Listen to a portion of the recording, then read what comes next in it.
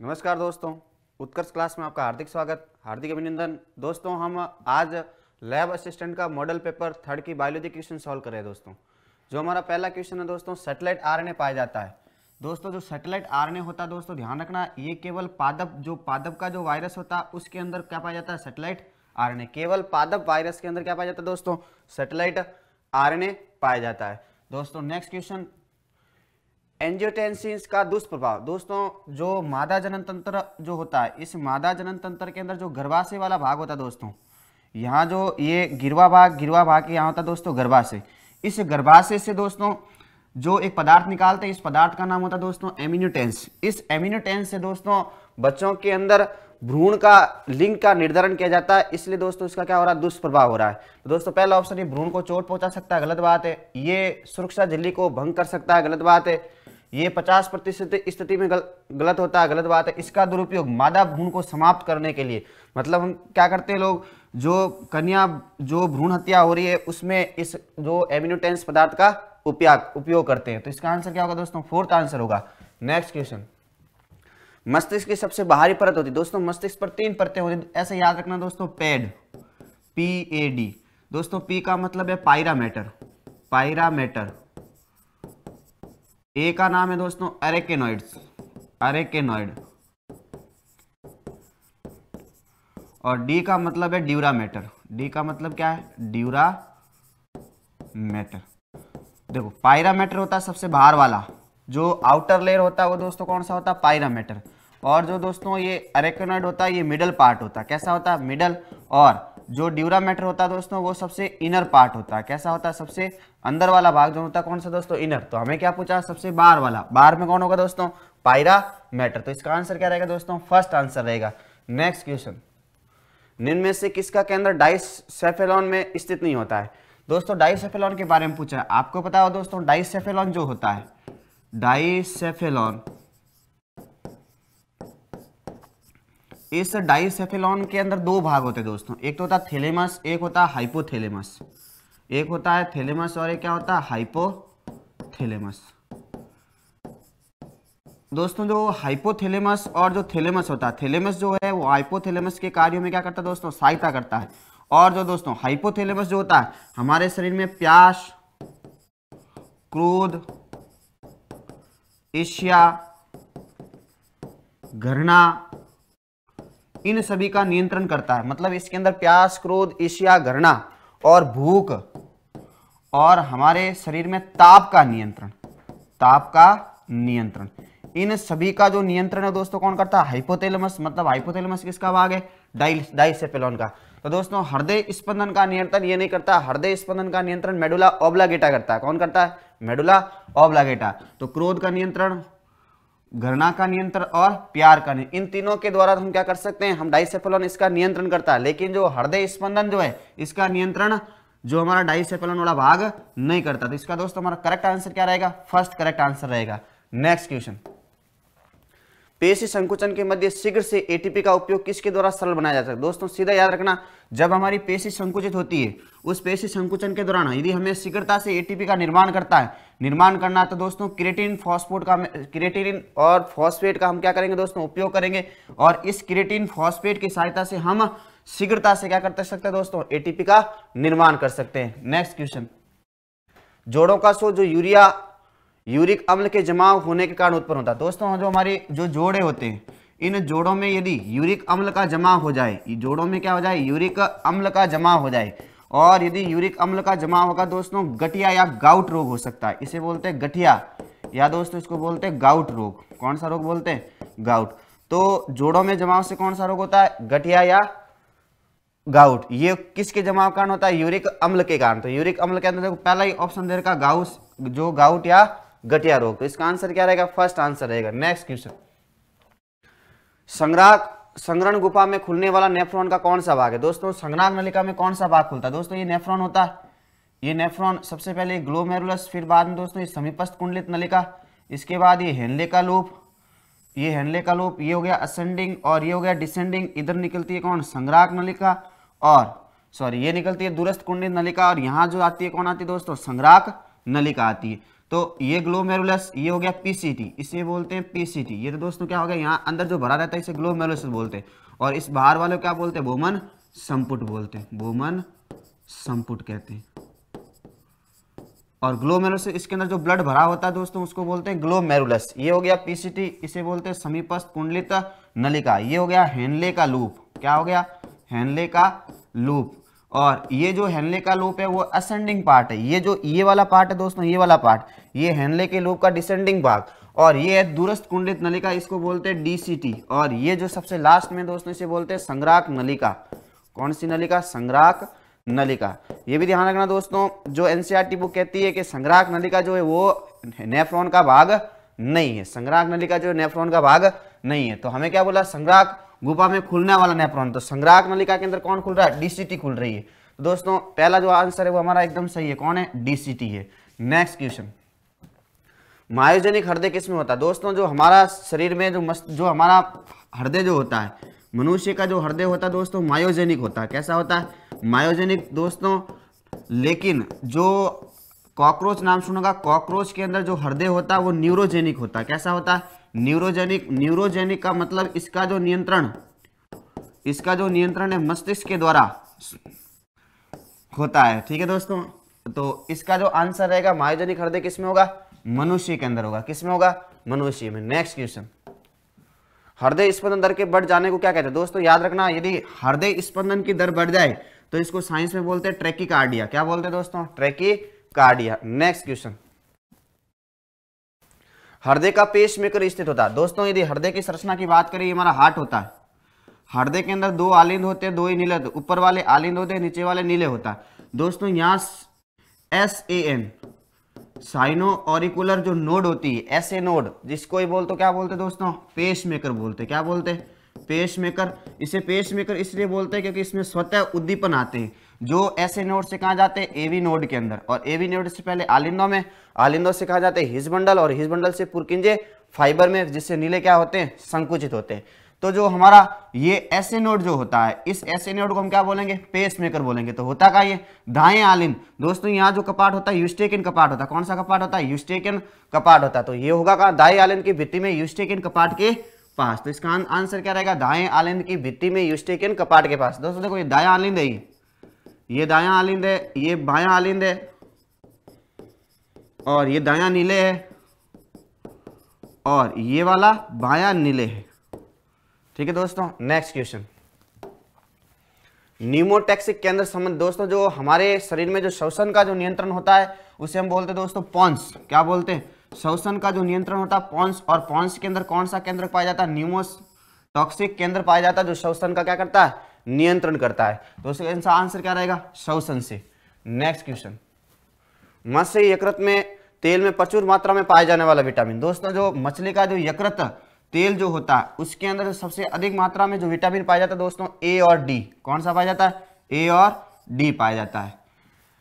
एक ए और जो डी है जो सबसे अधिक मछली के यकृत वाले तेल में पाया जाता है। नेक्स्ट क्वेश्चन, जंतु शरीर में प्रचुर मात्रा में पाया जाने वाला खनिज पदार्थ। दोस्तों ध्यान रखना, हमारे जो जंतु शरीर है, हमारा जो शरीर है, हमारे शरीर के अंदर जो सबसे अधिक मात्रा में जो तत्व पाया जाता है उसका नाम क्या, कैल्शियम है। क्या नाम है दोस्तों, कैल्शियम है। नेक्स्ट क्वेश्चन, दोस्तों जो हमारा 84 क्वेश्चन है, इटार्ड बीमारी का क्या कारण है। दोस्तों जो इटार्ड रोग होती है वो कैडमियम के कारण होती है। किसके कारण होती है, कैडमियम के कारण। इसका नाम दोस्तों कैडमियम है। और दोस्तों ध्यान रखना, जो मिनीमाटा रोग होता है वो मरकरी के कारण होता है। कौन सा होता है, मिनीमाटा रोग जो होता है किसके कारण होता है, मरकरी के कारण, मिनीमाटा रोग। यदि हमारे शरीर में मरकरी की अधिकता हो जाए तो मिनीमाटा रोग, और कैडमियम की अधिकता हो जाए तो इटार्ड रोग। और पूछा क्या हुआ, इटार्ड। तो इसका आंसर क्या रहेगा, थर्ड आंसर रहेगा। नेक्स्ट क्वेश्चन, ऑक्सीजन का सर्वाधिक सांद्रण पाया जाता है। दोस्तों ध्यान रखना, जो ऑक्सीजन जो होता है हमारे शरीर में, जो वर्दी वाला जो शीर्ष भाग होता है, जो एपिकल भाग होता है, जैसे मान लो ये प्लांट है, ये प्लांट है, इस प्लांट का जो एपिकल पार्ट होता है जो वर्दी करे, उस क्षेत्र के अंदर ऑक्सीजन का क्या होता है, निर्माण होता है। किसका निर्माण होता है, ऑक्सीजन में। तो ये बोलता पौधों के विभिन्न भागों में, गलत बात है। पौधे के ग्राइंड टिप के अंदर, सही बात एकदम, वर्दिकारी शीर्ष पर जो सर्वाधिक मात्रा में क्या पाया जाता है, ऑक्सीजन पाया जाता है। पत्तियों में नहीं पाया जाता, जाइलम फ्लोएम में नहीं पाया जाता। इसका आंसर क्या रहेगा दोस्तों, सेकंड आंसर रहेगा। नेक्स्ट क्वेश्चन, कोशिका सिद्धांत किसने प्रभावित किया। दोस्तों कोशिका सिद्धांत का जो प्रतिपादन है उसने स्लाइडर और स्वान ने किया था। किसने किया था? स्लाइडर और स्वान ने कोशिका सिद्धांत का प्रतिपादन किया था। दोस्तों कोशिका सिद्धांत है क्या? कोशिका सिद्धांत है क्या? कोशिका सिद्धांत जो सेल थ्योरी कहती है कि जो मनुष्य का जो शरीर है, मनुष्य का शरीर या किसी का भी जो बॉडी है, पूरा शरीर, वो किससे बना होता है? कोशिकाओं से बना होता है। तो हमारा शरीर किससे बना होता है? हमारा शरीर कोशिकाओं से बना होता है। शरीर कोशिकाओं से बना होता है। कोशिकाओं से बना होता है। कोशिकाओं से बना होता है। दूसरी बात जो कोशिका सिद्धांत ये कहता है कि जो शरीर की जो संरचनात्मक व क्रियात्मक इकाई होती है वो क्या होती है? कोशिका। दूसरी बात क्या कहता है? संरचनात्मक तथा क्रियात्मक इकाई, संरचनात्मक तथा क्रियात्मक जो इकाई होती है वो क्या होती है दोस्तों? कोशिका होती है। संरचनात्मक तथा क्रियात्मक इकाई। फिर बाद में दोस्तों इस कोशिका सिद्धांत की कुछ अपवाद है, वो इंपॉर्टेंट है दोस्तों। कोशिका सिद्धांत के अपवाद कौन कौन से? तो कोशिका सिद्धांत के अपवाद एक तो है वायरस। कौन है दोस्तों? वायरस। और दोस्तों एक है प्रियॉन। कौन है?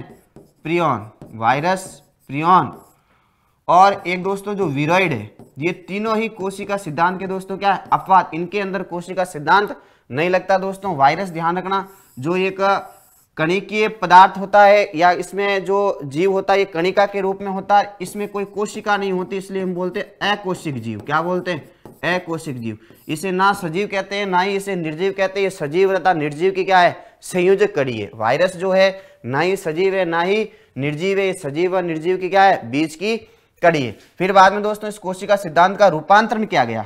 कोशिका सिद्धांत का क्या किया गया? रूपांतरण। तो इस रूपांतरण के अंदर क्या किया गया? एक जो साइंटिस्ट जिसका नाम है रुडोल्फ विर्चो। क्या नाम है? Rudolf Virchow. रुडोल्फ विर्चो ने इस सिद्धांत का रूपांतरण किया और उन्होंने एक लाइन बोली ग्रीक भाषा के अंदर, ओमनी सेलुला ई सेलुला। और इस ओमनी सेलुला ई सेलुला का मतलब होता है दोस्तों नई कोशिकाओं का निर्माण पुरानी कोशिकाओं में विभाजन से बनता है। दोस्तों देखो आगे लिखा वॉटसन और क्रिक, इन्होंने डीएनए का डबल हेलिक्स मॉडल दिया था। मेंडल ने जो अपने सारे काम है प्रभाविता का नियम, पृथक्करण का नियम और स्वतंत्र अफ्यून का नियम दिया। रॉबर्ट हुक ने कोशिका की खोज की और मॉर्गन ने सहलग्नता की खोज की। तो दोस्तों इसका कोशिका सिद्धांत का आंसर क्या हो जाएगा? फर्स्ट आंसर हो जाएगा। नेक्स्ट क्वेश्चन, हर्ष तथा चेस ने किस प्रयोग द्वारा सिद्ध किया कि डीएनए आनुवांशिक पदार्थ होता है? दोस्तों ध्यान रखना, हर्षी व चेस ने यह बताया कि सर्वप्रथम के डीएनए ही हमारा आनुवांशिक पदार्थ है। इसका उपयोग उसमें उन्होंने किस जीव का उपयोग किया? टी2 बैक्टीरियोफेज का। किसका उपयोग किया?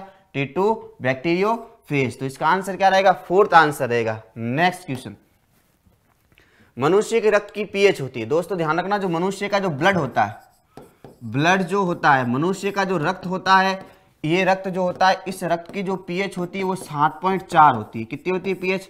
7.4। मतलब जो मनुष्य का जो ब्लड होता है वो कैसा होता है? हल्का क्षारीय। कैसा होता है? हल्का क्षारीय। फिर ध्यान रखना, ये मनुष्य का जो ब्लड होता है हमेशा हल्का क्षारीय रहता है, कभी अम्लीय नहीं होता या ज्यादा क्षारीय नहीं होता है। क्यों? क्योंकि एक बफर विलियन है। कैसा विलियन है? बफर विलियन। और केमिस्ट्री में आपने सुना होगा बफर विलियन क्या होता है? वह विलियन जो अपनी पीएच की मान में परिवर्तन का क्या करे? विरोध करे, उसे बोलते हैं बफर विलियन। और जो मनुष्य का जो ब्लड है वो कैसा बफर विलियन है? अम्लीय बफर विलियन है। कैसा है? अम्लीय बफर विलियन। और इसका जो सूत्र है वो अम्लीय बफर का H2CO3 प्लस Na2CO3। Na2CO3 ये मनुष्य के ब्लड के बफर विलियन का सूत्र। Na2CO3 और H2CO3 कार्बोनिक अम्ल और सोडियम कार्बोनेट का जो विलियन है वो कैसा है? अम्लीय बफर। दोस्तों आपको ध्यान होगा अम्लीय बफर होगा वो क्या होगा? दुर्बल अम्ल प्लस दुर्बल अम्ल का प्रबल अम्ल का लवण जो होगा वो क्या कहलाएगा? अम्लीय बफर कहलाएगा। तो जो मनुष्य की जो पीएच वो कितनी होगी दोस्तों? 7.4 होगी। बफर विलियन होता है, पीएच के मान में किसी प्रकार का कोई परिवर्तन नहीं होने देता है। नेक्स्ट क्वेश्चन, प्लाज्मा का माध्यम। ध्यान रखना दोस्तों, ब्लड है, ब्लड के अंदर जो प्लाज्मा जो होती है, ब्लड के अंदर जो प्लाज्मा जो होती है दोस्तों, प्लाज्मा का जो माध्यम होता है वो कैसा होता है? क्षारीय माध्यम होती है। कैसा माध्यम होता है? प्लाज्मा के अंदर कौन सा माध्यम होता है? क्षारीय माध्यम होता है। तो इसका आंसर क्या रहेगा? क्षारीय माध्यम रहेगा। नेक्स्ट क्वेश्चन, मध्य पटलिका में अत्यधिक मात्रा में पाया जाता है। दोस्तों ध्यान रखना, जो हमारी कोशिका भित्ति होती है, सेल वॉल जो होती है, इस कोशिका भित्ति का जो सबसे बाहरी भाग होता है उसे हम बोलते हैं दोस्तों मध्य पटलिका। क्या बोलते हैं? मध्य पटलिका। ये जो मध्य पटलिका होती है इसका काम होता है दो कोशिकाओं को जोड़ना। जैसे मान लीजिए कोशिका और ये कोशिका, इन कोशिका का जो देखो सेल वॉल बाहर होती है और सेल वॉल का जो सबसे बाहर वाला भाग होता है ये कहलाता है मध्य पटलिका। क्या कहलाता है? मध्य पटलिका।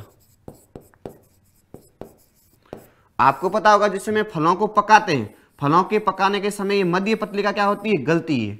फलों को जब पकाया जाता है तो मध्य पटलिका क्या होती है? गलती होती है। और ये जो मध्य पटलिका होती है वो कैल्शियम और मैग्नीशियम पैक्टेट की बनी होती है। कैल्शियम व मैग्नीशियम पैक्टेट की बनी होती है। मध्य पटलिका किसकी बनी होती है? कैल्शियम और मैग्नीशियम। और कैल्शियम और मैग्नीशियम में कैल्शियम की मात्रा क्या होती है दोस्तों? ज्यादा होती है। तो सुबेरिन नहीं होता, क्यूटिन नहीं होता, लिग्निन नहीं होता, और क्या होता है? पैक्टिन होता है। मध्य पटलिका में क्या होगा? पैक्टिन होगा। नेक्स्ट क्वेश्चन, निम्न में से कौन सा कोशिका सिद्धांत का अपवाद? जस्ट अभी बताया जीवाणु कोशिका सिद्धांत का अपवाद है नहीं, कवक है नहीं, लाइकेन है नहीं, वायरस। और साथ में कौन था? एक तो था विरोइड और एक था prion. Next question, electron microscope किस सिद्धांत पर कार्य करता है? दोस्तों ये प्रैक्टिकल संबंधित क्वेश्चन है, तो हमारे लैब स्टूडेंट में ऐसे क्वेश्चन एक दो पक्के क्वेश्चन आएंगे जो प्रैक्टिकल से रिलेटेड हो, जैसे इलेक्ट्रॉन सूक्ष्मदर्शी, जो फेज कॉन्ट्रैक्ट सूक्ष्मदर्शी, इनके बारे में। दोस्तों इनको सीधा सा याद रखना, इलेक्ट्रॉन जो माइक्रोस्कोप जो किस सिद्धांत पर काम करता है? विद्युत चुंबकीय सिद्धांत पर। किसके काम करता है? विद्युत चुंबकीय सिद्धांत पर कार्य करता है। नेक्स्ट क्वेश्चन, वसा का संग्रहण करने वाली। दोस्तों जो हमारे शरीर में जो वसा का संग्रहण करने वाली होती है उसे बोलते हैं एमाइलोप्लास्ट। क्या बोलते हैं दोस्तों? एमाइलोप्लास्ट बोलते हैं। नेक्स्ट क्वेश्चन, जीवन G2S प्रवस्था कोशिका चक्र की किस प्रवस्था में दिखाई देती है? दोस्तों यदि हम कोशिका विभाजन की बात करें, सेल डिवीजन की बात करें, कोशिका विभाजन की हम बात करें, तो कोशिका विभाजन के अंदर दो प्रकार की अवस्थाएं होती है दोस्तों। एक होती है अंतर अवस्था जिसे बोलते हैं इंटरफेज, इंटरफेज, और एक जो होती है दोस्तों एम अवस्था होती है। कौन सी अवस्था होती है? एम फेज या एम अवस्था, एम अवस्था। दोस्तों इंटरफेज जो होती है वो होती है 90 से 92%। जो कोशिका विभाजन होती है वो 90 से 92% कौन सी अवस्था में रहती है? इंटरफेज में। और 8 से 10% है वो कौन सी अवस्था में रहती है? एम फेज के अंदर रहती है। दोस्तों इंटरफेज के अंदर कौन कौन सी अवस्थाएं होती है? एक होती है जीवन अवस्था, जीवन से एक होती है G0, एक होती है S और एक होती है G2 अवस्था। तो ये इंटरफेज अवस्था में G0, G1, S और G2 अवस्था पूछी है। तो G1, G2 और S किस में होगी? मेटाफेज में नहीं होगी, प्रोफेज में नहीं होगी, एनाफेज में नहीं होगी। तो एम अवस्थाएं हैं, मेटाफेज, प्रोफेज और एनाफेज। कौन सी अवस्था है? M phase. या तो समसूत्री की है और या फिर अर्धसूत्री की है। जो इंटरफेज है इस इंटरफेज के अंदर कौन सी अवस्थाएं आती है? G0, G1, S और G2 अवस्था आती है। नेक्स्ट क्वेश्चन, समसूत्री विभाजन की अवस्था जिसमें गुणसूत्र दोनों ध्रुवों की तरफ चले जाते हैं। दोस्तों जो हमारी अवस्थाएं होती है, एक तो होती है प्रोफेज, एक होती है मेटाफेज, और एक होती है एनाफेज, और एक होती है टीलोफेज। कौन सी होती है? टीलोफेज। दोस्तों जो प्रोफेज जो अवस्था होती है, इस प्रोफेज अवस्था में क्रोमेटिन पदार्थ का संगठन होकर वो क्रोमेटिन पदार्थ किसका रूप लेते हैं? गुणसूत्र का रूप लेते हैं। किसका रूप लेते हैं? गुणसूत्र का। मेटाफेज के अंदर जो क्रोमोसोम होते हैं बीच में आते हैं, एम प्लेट का निर्माण करते हैं। कौन सी प्लेट का निर्माण करते हैं? M plate. मीन सारे क्रोमोसोम का आ जाएंगे, बीच में आ जाएंगे।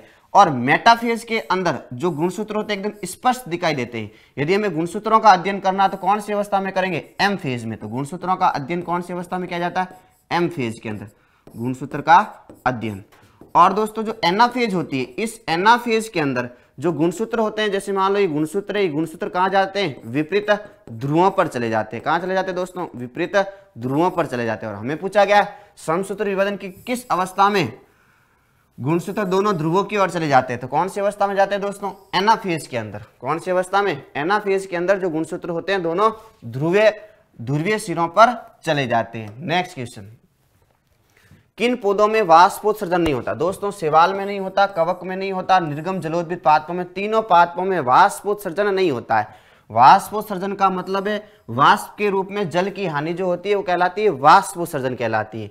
तो इसका आंसर क्या रहेगा? उपरोक्त सभी रहेगा। नेक्स्ट क्वेश्चन, दोस्तों 97 क्वेश्चन क्या? किसमें स्टोमेटा रात्रि में खुलते हैं और दिन में बंद होते हैं? दोस्तों जो स्टोमेटा है, कैंप पादप नाम सुना होगा दोस्तों। कैंप पादपों के अंदर जो स्टोमेटा होते हैं वो रात्रि में खुलते हैं और दिन में क्या होते हैं? बंद होते हैं। बाकी पादपों की तुलना में क्या होते हैं? उल्टे होते हैं। और जीरोफाइट जो पादप होते हैं वो सारे किस में आते हैं दोस्तों?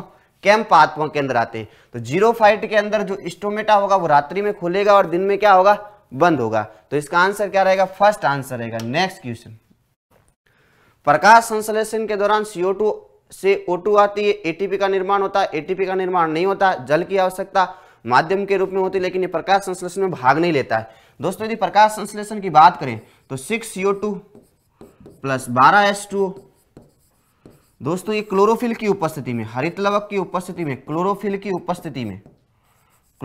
उपस्थिति में C6H12O6 ग्लूकोज का निर्माण, साथ में 6O2 प्लस 6H2O का क्या करते हैं, निर्माण करते हैं दोस्तों। तो दोस्तों CO2 से O2 आती है, ध्यान रखना दोस्तों, जो O2 होती है वो कहां से आती है, जल से आती है, बताया था ब्लैक मान साइंटिस्ट ने, किसने बनाया था, ब्लैक मान ने बताया था। ठीक है दोस्तों, और जो CO2 है और जो यहाँ जो ग्लूकोज के अंदर जो ऑक्सीजन होती है वो कहां से आती है, CO2 के अंदर आती है।